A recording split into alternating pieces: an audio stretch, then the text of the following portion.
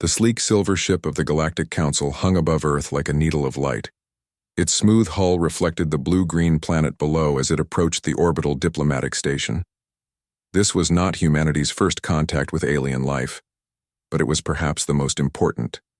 The Galactic Council represented over 300 species across the galaxy, and their arrival meant Earth was finally being noticed. Ambassador Park Ji-woo stood at the viewing window, her hands clasped behind her back. She had prepared for this moment her entire career, yet still felt the flutter of nervousness in her stomach. Earth's acceptance into the Council would open doors to technologies and knowledge humans had only dreamed of. "They're docking now, Ambassador," said her aide, Han Taeyong. "All systems report normal procedures." Ji-woo nodded. "How many species are represented in the delegation?" 6, according to their transmission. The lead representative is from the Tool species. The airlock cycled with a soft hiss. Ji-woo straightened her formal blue uniform and put on her most diplomatic smile. The doors slid open. The aliens that entered were unlike anything in Earth's records. The leader stood nearly 7 feet tall with skin that shifted colors like oil on water. Its 4 eyes moved independently, taking in everything at once. Behind, it came 5 other beings of various shapes and sizes, some insectoid, others almost human-like, and one that appeared to be made of crystalline structures. "Welcome to Earth's orbital diplomatic station," Ji-woo said with a formal bow. "I am Ambassador Park Ji-woo of the United Earth Government." The lead alien's skin rippled with blues and purples. "I am Representative Kell of the Galactic Council. We thank you for your welcome." Its voice was surprisingly melodic, translated through the small device on what might be called its chest. The formal introductions continued as each council member was presented. After the ceremony concluded, they moved to the conference room overlooking Earth. "Your world is beautiful," said Kell, gazing down at the planet. "We have studied your civilization with great interest." "We're honored by your attention," Ji-woo replied. "Earth has long hoped to join the galactic community." Kell turned all 4 eyes toward her. "What fascinates us most is not your technology, though your progress has been remarkable. It is your social evolution." Ji-woo tilted her head. "I'm not sure I understand." "Your historical records show a species with a strong tendency toward violent conflict. Your world wars, your endless regional disputes, your ideological battles, they paint a picture of a deeply aggressive species." Kell's skin shifted to amber tones. "Yet in the past century, no major wars have erupted on Earth. Minor conflicts, yes, but nothing like your violent past would predict." Ji-woo felt a chill. This was the topic her superiors had warned might come up, the one subject she was instructed to handle with extreme care. "Societies evolve, Representative Kell. We learned from our mistakes." "Indeed." Kell's tone suggested skepticism. "Most species require either external threats or catastrophic self-harm before such rapid social evolution occurs. Your transition seems unusually smooth." The room grew tense as the other council representatives focused their attention on Ji-woo. "Perhaps humans simply reached a tipping point in our understanding," she suggested. Kell made a gesture that might have been amusement. "The council has voted to consider Earth for provisional membership. However, there is one condition, and—" "That is?" asked Ji-woo, though she already suspected the answer. "We must understand what truly changed in your species. Our preliminary investigation suggests something called the protocol exists. We wish to know what it is." Ji-woo's expression remained professional, but her heart raced. The protocol was Earth's most closely guarded secret. If the council knew even that name, they had deeper intelligence on Earth than anyone had suspected. "I'm sure we can discuss many aspects of Earth's governance during your visit," she said carefully. "Our goal is transparency with potential allies." Kell's skin flashed bright yellow. "Excellent. We will begin formal investigations tomorrow. Our specialist, Mez, will be conducting interviews and research." After the aliens departed to their quarters, Ji-woo immediately contacted Earth Security. "They know about the protocol," she whispered into her secure communicator. The voice that responded sounded tired. How much do they know?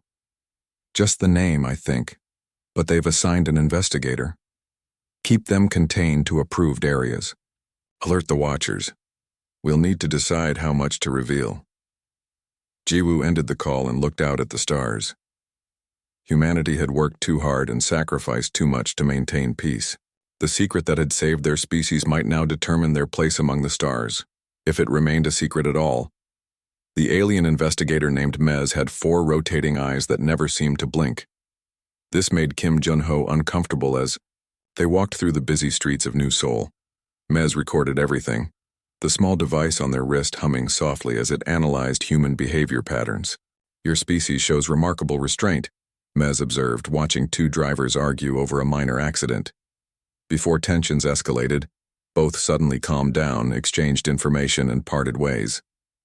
In most species, that would have led to physical confrontation.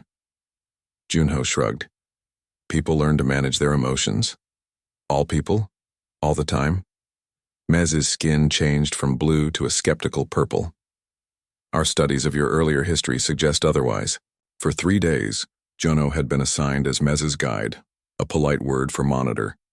His real job was to make sure the alien didn't discover anything that Earth wasn't ready to share.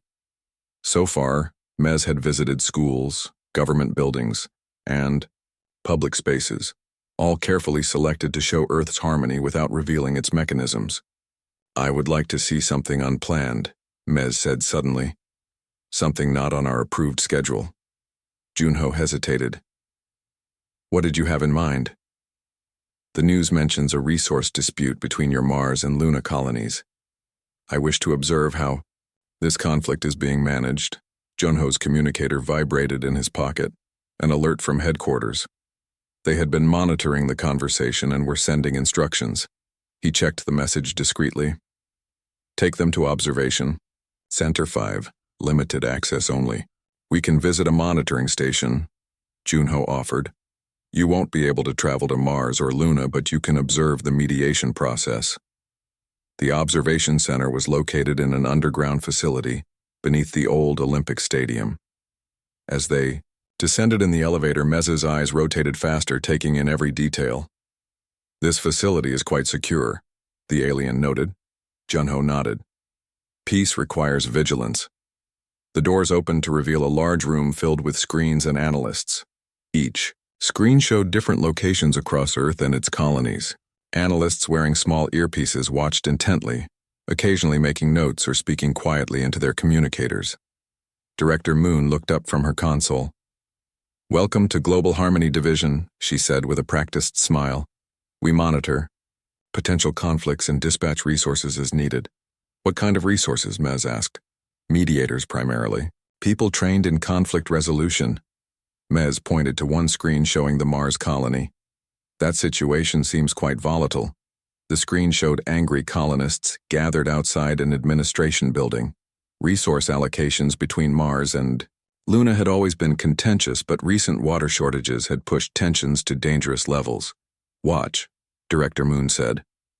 On the screen, a small team of 3 people arrived at the scene. They wore no special uniforms, carried no weapons.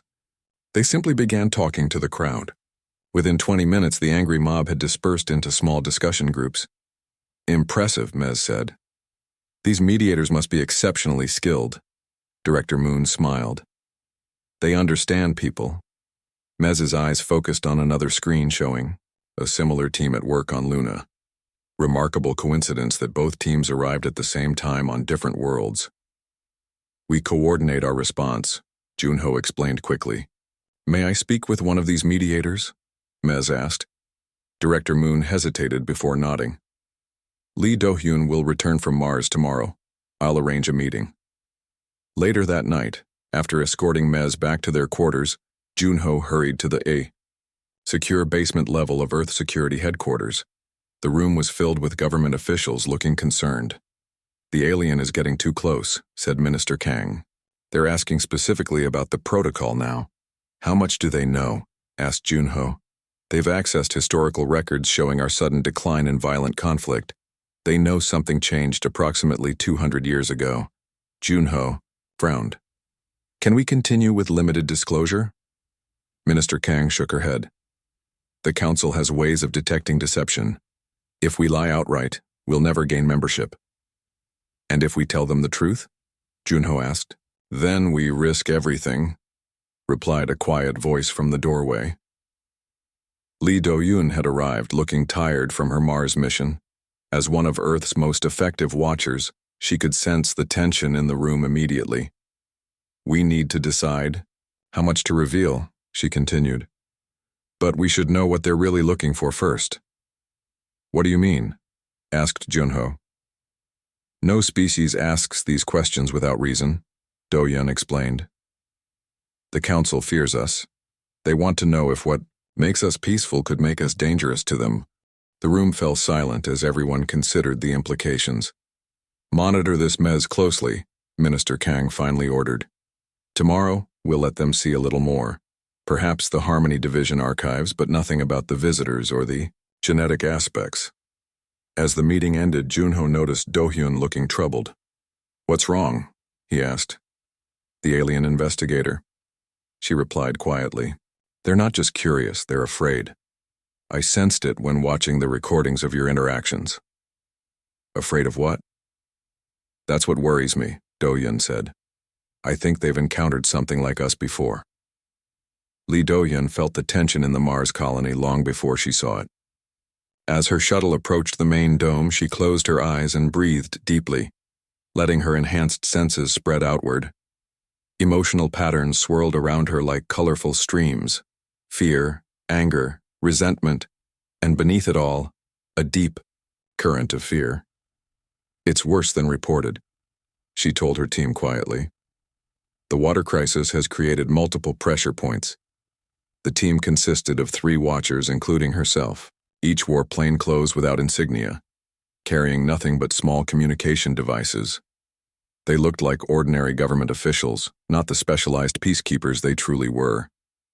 Unknown to Do-hyun, the alien investigator Mez had followed them to Mars using council technology to mask their presence on a cargo transport.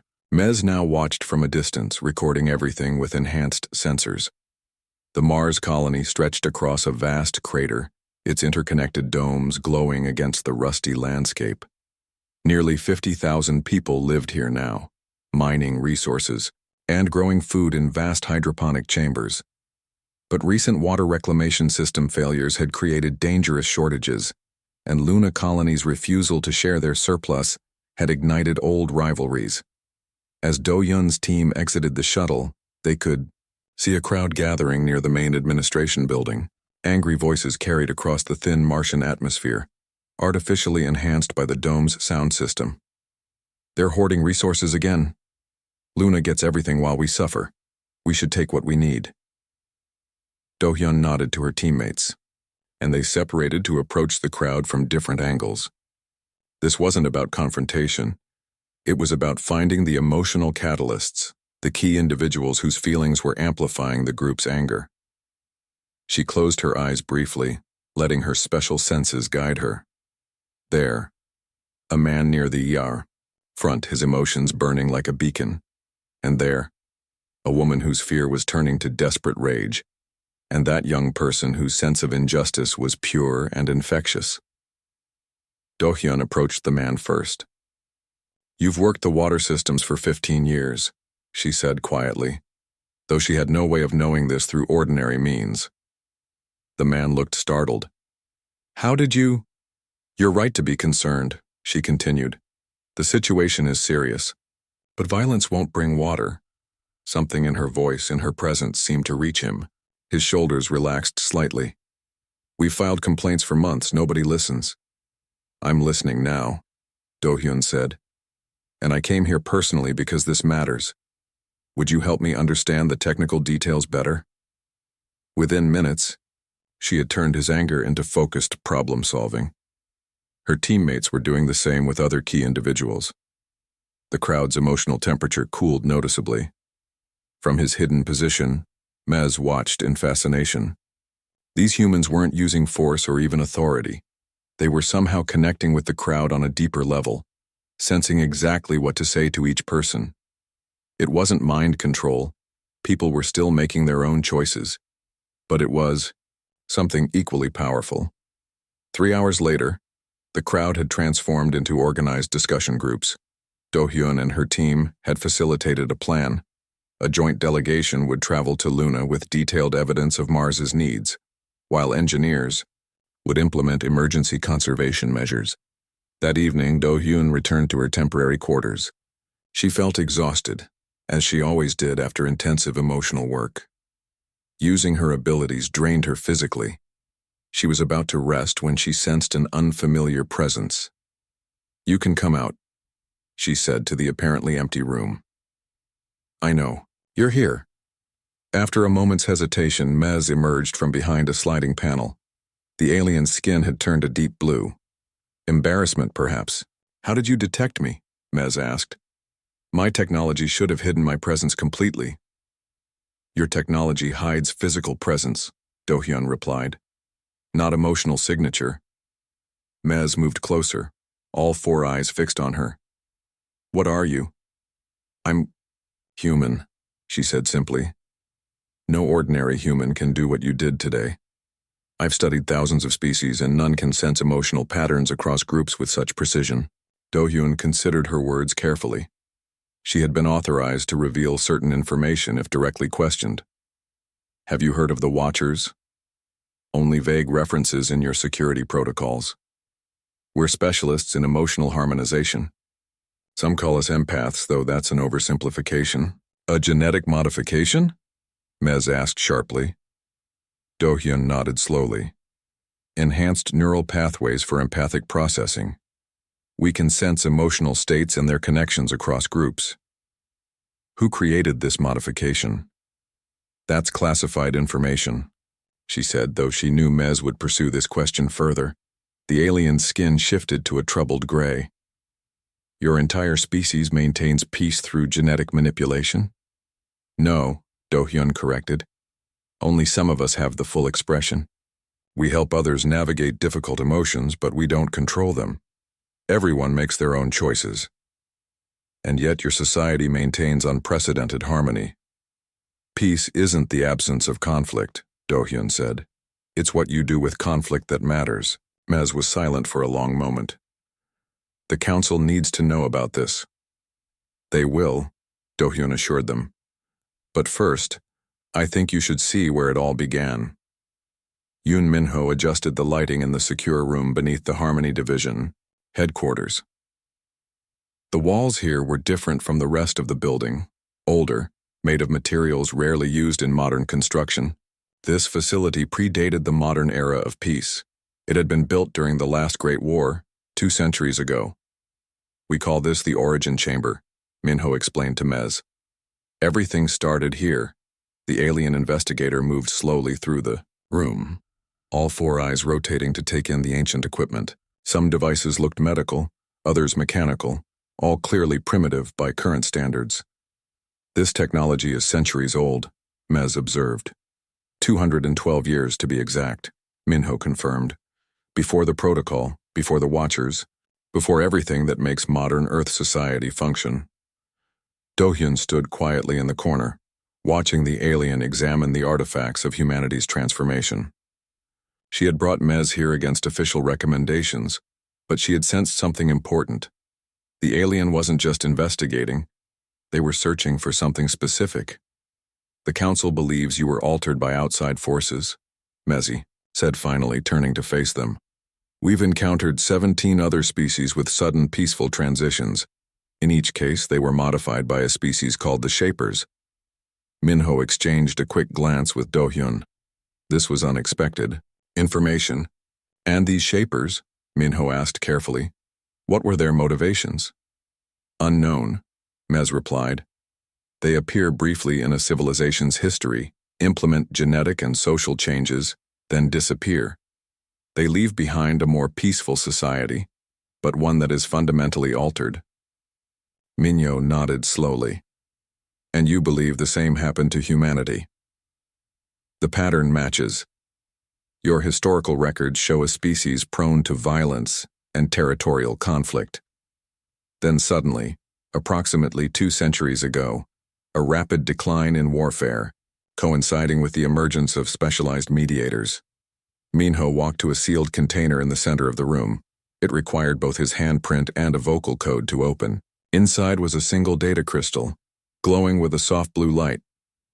"This is the complete record of what happened," he said. "The truth that only 300 humans know."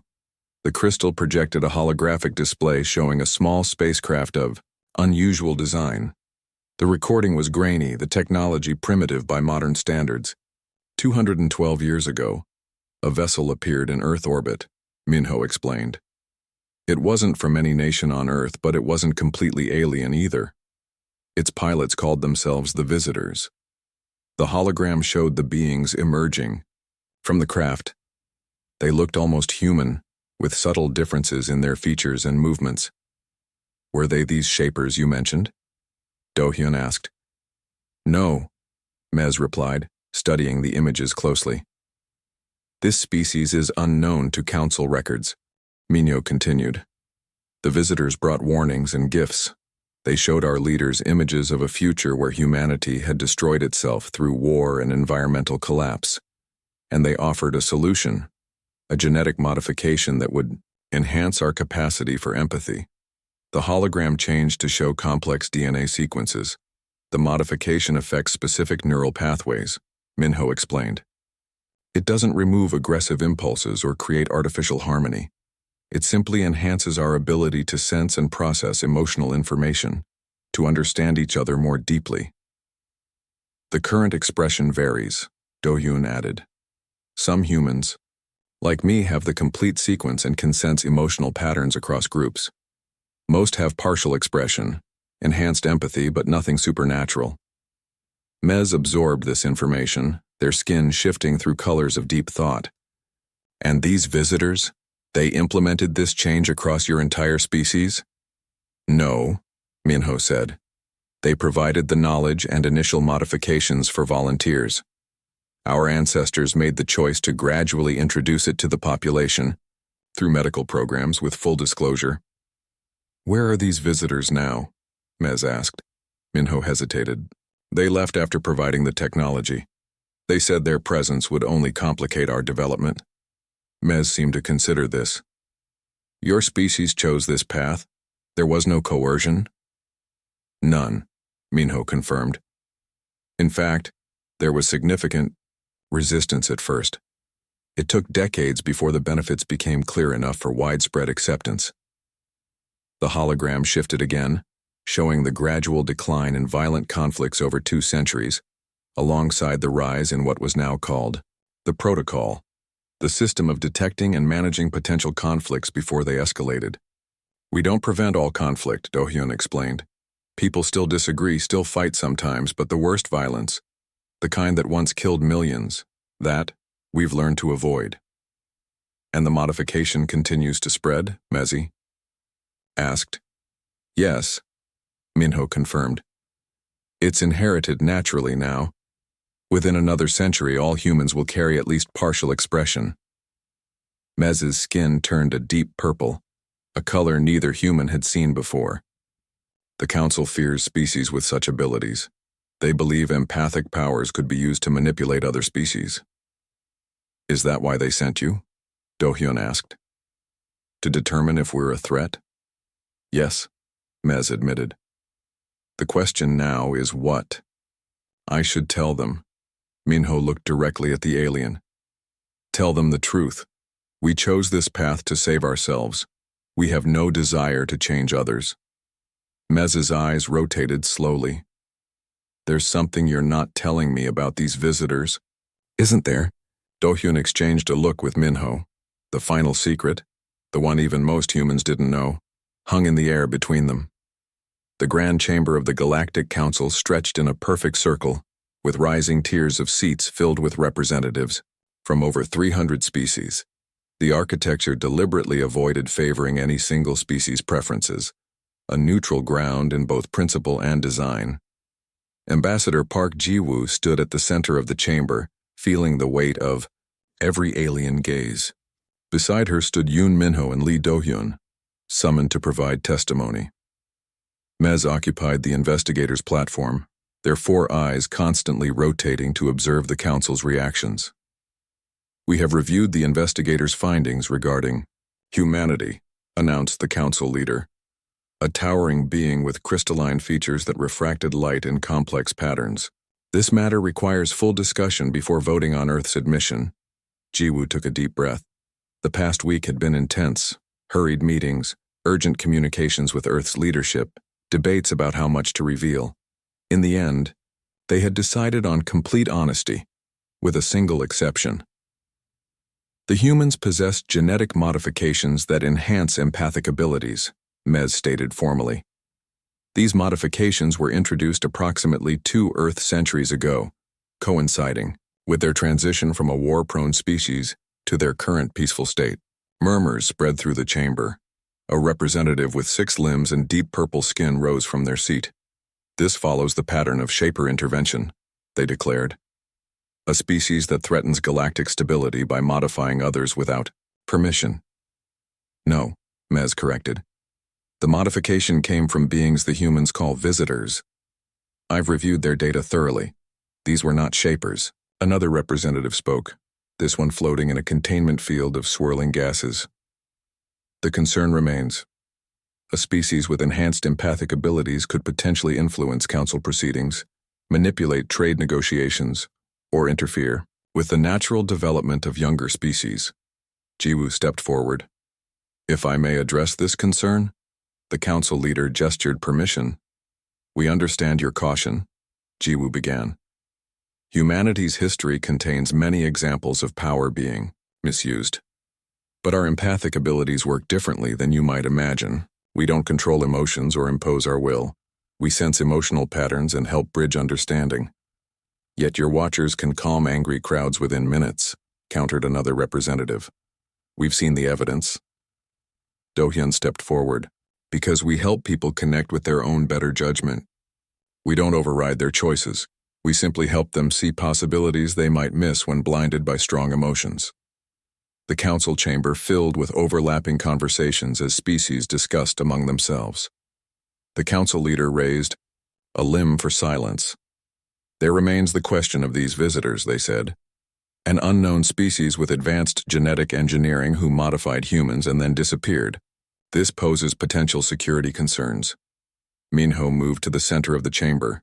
This was the moment of greatest risk, the final secret. I am authorized to reveal the complete truth about the visitors, he announced. Jiwoo tensed. They had rehearsed this carefully, but everything depended on how the council received this information. The beings who called themselves visitors, Minho continued, his voice steady, were not aliens at all. They were humans, from our own future. The chamber erupted in shocked reactions. Some species had no concept of time travel, while others considered it theoretically possible but practically unachievable. Explain, demanded the council leader. 2 centuries ago, our civilization was approaching collapse from war, climate disaster, and resource depletion. The visitors came from approximately 500 years in our future. The few survivors of humanity who had developed limited temporal technology. They couldn't change history directly due to temporal physics, but they could offer knowledge. Specifically, the genetic modification that enhanced our natural empathy. Time travel is forbidden by council law, stated a representative sharply. A law we couldn't have known as we weren't part of the council, Jiwoo pointed out. And the technology was not kept. After the visitors departed, all temporal research was permanently banned on Earth. Mez's skin had turned a deep blue of surprise. This was not in any of the records I reviewed. It was kept from most humans as well, Minho admitted. The knowledge that we were close to extinction was deemed too destabilizing for the general population. The council leader's crystalline features shifted in what might have been concern. If what you say is true, humans have essentially altered their own evolutionary path. Yes, Do-hyun said simply. We saved ourselves. The modification doesn't make us perfect or remove our capacity for conflict. It just helps us manage it better. The modification is spreading naturally through our population, Jiwoo added. Within another century, all humans will carry at least partial expression of enhanced empathy. We're not becoming a different species. We're becoming who we always could have been. The council chamber fell silent as the representatives considered this revelation. Finally, the council leader spoke. We will now vote on Earth's admission to the Galactic Council. The voting process took nearly an hour as each species registered their decision. When the results appeared on the chamber's central display, Jiwoo held her breath. The vote had passed, by a single representative's margin. Earth is granted provisional membership, the council leader announced. Full membership will be considered after a probationary period of 50 Earth years. As they left the chamber, Mez approached the human delegation. There's one thing I still don't understand, the alien said quietly. If your future selves saved you from extinction, haven't you created a temporal paradox? Those future humans should no longer exist to come back and save you. Jiwoo smiled slightly. Perhaps. Or perhaps they came from just one possible future, one we've now avoided. The physics of time are complex. Or perhaps, Doyun added softly, the story of time travelers was itself a necessary fiction, one that made a difficult change more acceptable to a species afraid of altering its own nature. Mez's eyes rotated rapidly as they processed this possibility. Either way, Minho concluded, the result is the same.